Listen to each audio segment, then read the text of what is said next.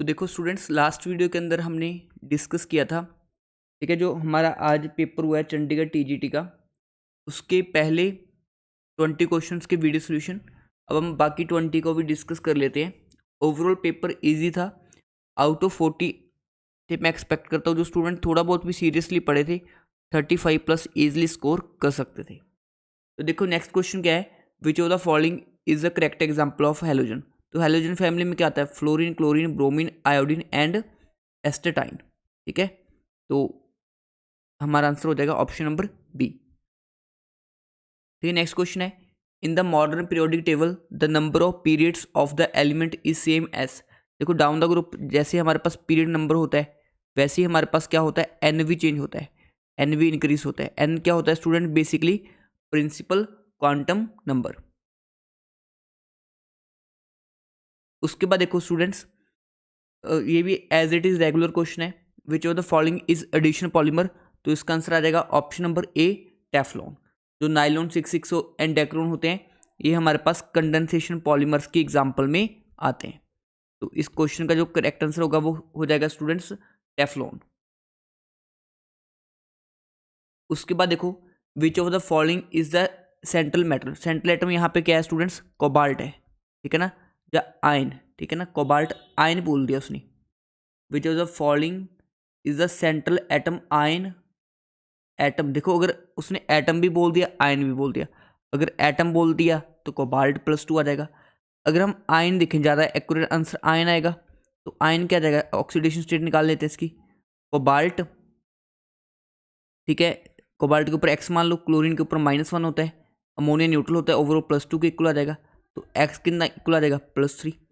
Student atom बोल दिया तो एटम तो इलेक्ट्रिकली न्यूट्रल होता है, तो आंसर ए होना चाहिए। बट उसने ब्रैकेट में आयन भी डाल दिया, तो आयन तो यहाँ पे कोबाल्ट +3 है, तो ये तो क्वेश्चन ही उन्होंने गलत फ्रेम कर दिया। बट मुझे जो लग रहा है मोस्ट प्रोबली वो इस क्वेश्चन के लिए ऑप्शन नंबर सी ही टिक करेंगे।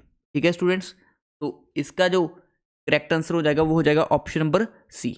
बट बिल्कुल ही गलत टाइप का क्वेश्चन है। आपको अगर ऑक्सीडेशन स्टेट पूछनी है तो आप सीधा ऑक्सीडेशन स्टेट पूछ लो। यहाँ पे आपने एटम भी लिख दिया, एटम को तो हम इलेक्ट्रिकली न्यूट्रल मानते हैं, तो कोबाल्ट आंसर होना चाहिए। ब्रैकेट में उन्होंने आयन डाल दिया, आयन का मीन कोबाल्ट +3 हो जाएगा, जो यहाँ से आ रहा है। बट मुझे पता है कि वो क्या सोच के आंसर क्वेश्चन फ्रेम कर रहे हैं, उन्होंने ऑप्शन नंबर सी ही टिक करना है। ठीक है, उसके बाद देखो स्टूडेंट, कोऑर्डिनेशन नंबर पूछा है क्रोमियम का। जो ऑक्सिलेट है, बाइडेंटेड लिगेंड होता है, 3 है, 3 × 2 6 क्या हो जाएगा इसका कोऑर्डिनेशन नंबर। मतलब बिल्कुल ही बच्चों वाला क्वेश्चन है स्टूडेंट्स ये तो। नेक्स्ट देखो, which of the following alkanes have the ability to exhibit optical activity. तो जिसमें भी कायरल सेंटर होगा स्टूडेंट्स वो क्या हो जाएगा, ऑप्टिकली एक्टिव। जैसे देखो पेंटेन है, 1 2 3 4 5 और इसके 3 नंबर पे मिथाइल लगा है, तो यहाँ पे कायरल सेंटर नहीं है। अब कायरल सेंटर क्या होता है ये मैंने आपको जो स्टीरियो केमिस्ट्री का 1 शॉट सेशन लिया था वहाँ पे समझा दिया था। 1 2 3 4 5 6 और 3 नंबर पे, हाँ स्टूडेंट यहाँ पे कायरल सेंटर जनरेट हो जाएगा, ये वाला हमारे पास कायरल सेंटर जनरेट हो जाएगा, तो ये आंसर बी बन जाएगा। बाकी ऑप्शन भी चेक कर लेते हैं। नियोपेंटेन ये वाला स्ट्रक्चर होता है, 2,2 डाई मिथाइल प्रोपेन, तो ये तो बिल्कुल भी नहीं है। आइसोपेंटेन, आइसो का मतलब होता है एक कार्बन पे आ जाएंगे 2 मिथाइल, CH2 CH3, तो यहाँ पे भी ऑप्टिकल एक्टिविटी जनरेट नहीं हो सकती। तो इस क्वेश्चन के लिए स्टूडेंट करेक्ट आंसर होगा हमारे पास ऑप्शन नंबर बी। ठीक है, हाँ ये क्वेश्चन बहुत गलत करेंगे। ठीक है, बच्चों को जैसे ही ना ये स्ट्रक्चर दिखते हैं उनके माइंड में आंसर आ जाता है, उनके माइंड में चलता है कि ये कॉन्फर्मेशन आइसोमर्स है, बट ये कॉन्फर्मेशनल नहीं है। ये हमारे पास फ्रंट कार्बन होता है, ये गोले वाला बैक कार्बन, तो फ्रंट कार्बन के ऊपर क्या क्या अटैच है students, CH3 H and CH3। Back carbon के ऊपर देखिए आप क्या अटैच है, हाइड्रोजन हाइड्रोजन हाइड्रोजन। क्लियर। अगर इसका स्ट्रक्चर बनाए हम, फ्रंट कार्बन के ऊपर क्या अटैच है, ठीक है, H and methyl. Back carbon के ऊपर स्टूडेंट्स क्या अटैच है, H एंड CH3। तो इनका नाम लिख के देखो, नाम दोनों का क्या आ जाएगा, डिफरेंट आ जाएगा। तो एक्चुअल में बहुत सारे स्टूडेंट्स एज वेल एज कई सारे टीचर्स भी इसका गलत आंसर देंगे, कॉन्फर्मेशन नहीं, एक्चुअल में कॉन्फर्मेशनल नहीं है। इसका आंसर आएगा ऑप्शन नंबर डी, ये है हमारे पास स्ट्रक्चरल आइसोमर्स। ठीक है, स्ट्रक्चरल की कैटेगरी में कौन से आएंगे स्टूडेंट्स, अगर इसका नाम देखें 1 2 1 2 3, तो यहाँ पे 2 मिथाइल प्रोपेन नाम आ जाएगा इसका, और इसका नाम आ जाएगा ब्यूटेन स्टूडेंट्स। तो एक्चुअल में ये चेन आइसोमर्स हैं, तो इसका जो आंसर आएगा हमारे पास वो हो जाएगा ऑप्शन नंबर डी। ठीक है, ये भी स्टूडेंट्स डायरेक्टली मेरे नोट्स का क्वेश्चन है। जो स्टूडेंट पढ़ते हैं मैं उनको अमीन्स में पहली रिएक्शन ही पढ़ाता हूँ। ठीक है, जब भी हम अमोनिया की रिएक्शन किससे करवाते हैं, इथाइल क्लोराइड से।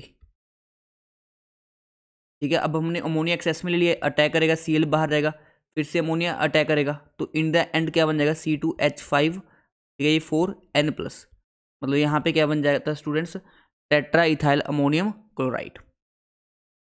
नेक्स्ट क्वेश्चन देखो स्टूडेंट्स, आपसे पूछा है लोएस्ट पीके। लोएस्ट पीके मतलब लोएस्ट लोएस्ट पीके मतलब जितना ज़्यादा पीके होगा एसिडिक स्ट्रेंथ क्या हो जाएगी, कम हो जाएगी, ये पता है ना हमें। तो उसने बोला है लो पीके, जैसे पीके कम होगा एसिडिक स्ट्रेंथ क्या हो जाएगी, एसिडिक स्ट्रेंथ कम हो जाएगी, सॉरी एसिडिक स्ट्रेंथ बढ़ जाएगी। अगर एसिडिक स्ट्रेंथ बढ़ जाएगी बेसिक स्ट्रेंथ क्या हो जाएगी, कम हो जाएगी। बेसिक स्ट्रेंथ क्या हो जाएगी, कम हो जाएगी। तो एक्चुअल में जो पूछना चाह रहा है क्वेश्चन, इनमें से कौन सा है जो वो लीस्ट बेसिक है, इनमें से कौन सा स्टूडेंट्स लीस्ट बेसिक है, ये पूछना चाह रहा है। देखो यहाँ पे ये तो 3 डिग्री, ये तो मोस्ट बेसिक हो जाएगा, ये हमारे पास क्या हो जाएगा, मोस्ट बेसिक। अब ये भी 1 डिग्री है और ये भी 1 डिग्री है, बट इस 1 डिग्री में क्या लगा हुआ है, यहाँ पे Cn लगा हुआ है। Cn क्या होता है students, minus I effect show करता है, इलेक्ट्रॉन विड्रॉइंग ग्रुप होता है, माइनस आई इफेक्ट शो करता है। तो बेसिसिटी को क्या कर देगा, डिक्रीज कर देगा, बेसिसिटी को क्या कर देगा, डिक्रीज। तो इस क्वेश्चन के लिए जो मुझे लग रहा है ऑप्शन नंबर सी करेक्ट होना चाहिए। सी की जो बेसिसिटी है वो क्या हो जाएगी, हमारे पास कम हो जाएगी, बिकॉज उसने पूछा लोएस्ट पीके। लोएस्ट पीके का मतलब हो गया हाईएस्ट एसिडिक स्ट्रेंथ, और हाईएस्ट एसिडिक स्ट्रेंथ मतलब लोएस्ट बेसिक स्ट्रेंथ। तो Cn माइनस आई शो करेगा, यहाँ पे 2 कार्बन आ गए तो माइनस आई कम हो जाएगा। तो मेरे अकॉर्डिंग इसका जो करेक्ट आंसर है वो होगा ऑप्शन नंबर सी। ठीक है, control in oxidation process can be done by. ठीक है, तो इसका इजी आंसर है टाइम के साथ भी हम ऑक्सीडेशन को कंट्रोल कर सकते हैं, कैटलिस्ट रेट को डिक्रीज या इंक्रीज कर सकते हैं, टेम्परेचर से भी रिएक्शन को कंट्रोल किया जा सकता है। तो इसका आंसर आ जाएगा स्टूडेंट्स ऑल ऑफ दीज। उसके बाद देखो which of the following gives linear chain. ठीक है, लीनियर चेन के लिए आपको डाई मिथाइल सिलिकॉन यूज करना पड़ेगा। ठीक है ना, R2SiCl2 टाइप स्टूडेंट्स। ठीक है, which of the following change in viscosity of polyhexanes on increasing temperature. ठीक है, ये थोड़ा सा डिफिकल्ट क्वेश्चन लग रहा है मेरे को। ठीक है, बिकॉज डायरेक्टली किसी बुक में नहीं दिया होता। ठीक है ना, बट मेरे को जो लग रहा है डेंसिटी के ऊपर ज़्यादा कोई, सॉरी विस्कोसिटी के ऊपर ज़्यादा कोई इफेक्ट नहीं पड़ना चाहिए। ठीक है ना, तो ये क्वेश्चन मैं स्टार मार्क कर रहा हूँ, मैं श्योर नहीं हूँ, बट मुझे जो लग रहा है मोस्ट प्रोबेबल आंसर जाएगा इसका ऑप्शन नंबर डी। ठीक है, quantum particle is confined inside a rigid box, non rigid box. ठीक है, then the probability of finding electron outside the box is. तो देखो स्टूडेंट्स, जो हमारे पास एक क्वेश्चन है थोड़ा सा कंफ्यूजिंग है, बिकॉज उन्होंने दे दिया नॉन रिजिड बॉक्स। ठीक है, नॉन रिजिड बॉक्स, और नॉन रिजिड बॉक्स के अंदर कोई पार्टिकल कन्फाइंड है, ये नॉन रिजिड बॉक्स है, इसके अंदर पार्टिकल क्या है, कन्फाइंड है। तो इस बॉक्स से आउटसाइड इलेक्ट्रॉन के पाए जाने की पॉसिबिलिटी, देखो अगर वो रिजिड देख देता तो प्रोबेबिलिटी हो जाती 0, अगर रिजिड देख देता तो प्रोबेबिलिटी हो जाती 0, बट उसने क्या लिख दिया, नॉन रिजिड, मतलब पार्टिकल थोड़ी बहुत बाउंड्री क्या कर सकता है, क्रॉस कर सकता है। तो मोस्ट प्रोबेबली इसका आंसर मुझे लग रहा है जो प्रोबेबिलिटी बहुत ही कम होगी, बट थोड़ी बहुत हो सकती है ना, क्योंकि बॉक्स क्या है हमारा, नॉन रिजिड है। अगर यही बॉक्स रिजिड होता तो प्रोबेबिलिटी 0 श्योर शॉट आ जाती, बट क्योंकि नॉन रिजिड है तो आएगा हमारा आंसर वेरी स्मॉल। तो इस क्वेश्चन के लिए मेरे अकॉर्डिंग मैक्सिमम जो एक्यूरेट आंसर जाना चाहिए वो होगा सी, बट इसका ऑप्शन नंबर बी भी दे सकते हैं हम। ठीक है ना, सी एंड बी दोनों हो सकते हैं depending upon the framing of the question, किस क्या सोच के फ्रेम किया गया। पर ज़्यादा एक्यूरेट आंसर कौन सा है students, option number C. The electronic configuration 2 4 दिया है। ठीक है, कार्बन की है, कार्बन कितने बॉन्ड बनाता है, how many bonds can 1 carbon, क्या क्वेश्चन है ये कौन सा ग्रुप है स्टूडेंट्स, ये कीटोन है। ठीक है, what is the transition zone for Raman spectra? Vibrational और रोटेशनल के बीच में होता है, ये एज इट इज़ मैं स्पेक्ट्रोस्कोपी में पढ़ाता हूँ। ऑप्शन नंबर सी आ जाएगा स्टूडेंट इसके लिए। ये अब्जॉर्प्शन स्पेक्ट्रम, अब्जॉर्प्शन मतलब ग्राउंड से लोअर से हाई लेवल पे होगा, तो इसका आंसर आ जाएगा लोअर से higher level. Which of the following is not characteristic of solid? High rigidity बिल्कुल सही है, रेगुलर शेप बिल्कुल सही है, हाई डेंसिटी बिल्कुल सही है, कंप्रेसिबिलिटी, भाई सॉलिड को हम कंप्रेस नहीं कर सकते, तो इसका आंसर आ जाएगा ऑप्शन नंबर डी। ठीक है, the technique use to separate a mixture of chemicals in a gas और लिक्विड फॉर्म। देखो सब्लिमेशन तो हम तब यूज़ करते हैं जब एक सॉलिड हो और दूसरा गैस। क्रोमेटोग्राफी इस केस में हम यूज़ कर सकते हैं। ठीक है, फिल्ट्रेशन हम लिक्विड्स के लिए यूज़ करते हैं। डिस्टिलेशन हम तब यूज़ करते हैं जब लिक्विड्स का बॉइलिंग पॉइंट क्या हो, डिफरेंस हो। तो इस क्वेश्चन के लिए हमारा जो करेक्ट आंसर आ जाएगा ऑप्शन नंबर बी।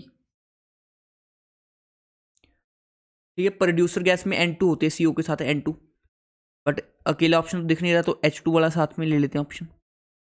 तो ऑप्शन कौन सा बन जाएगा स्टूडेंट्स? ए। तो नेक्स्ट शिफ्ट वाले वाटर गैस का ध्यान रख लें। वाटर गैस क्या होती है? CO plus H2। ठीक है, उसके अलावा जो हमारे पास क्वेश्चन बन सकता है आपके पास, जो नेचुरल गैस होती है उसमें मेन कंपोनेंट क्या होता है? नेचुरल गैस में मेन कंपोनेंट क्या होता है स्टूडेंट्स? मीथेन होता है, 95% मीथेन। तो ये प्रोबेबल क्वेश्चन है जो आपसे नेक्स्ट शिफ्ट के अंदर पूछे जा सकते हैं। आई होप आप लोग को ये वाला पेपर का वीडियो सोल्यूशन क्लियर होगा। देखो एक दो क्वेश्चन में अनसर्टेनिटी हो सकती है कि एक दो क्वेश्चन में वेरिएशन आ जाए, बट 99%, ठीक है, 99% आपको सेम आंसर की देखने को मिलेगी जो हमने डिस्कस किया है, बट एक दो क्वेश्चन में वेरिएशन आपको देखने को मिल सकता है स्टूडेंट्स। आई होप आप लोग को ये वीडियो सोल्यूशन क्लियर होंगे। Thank you for watching this video.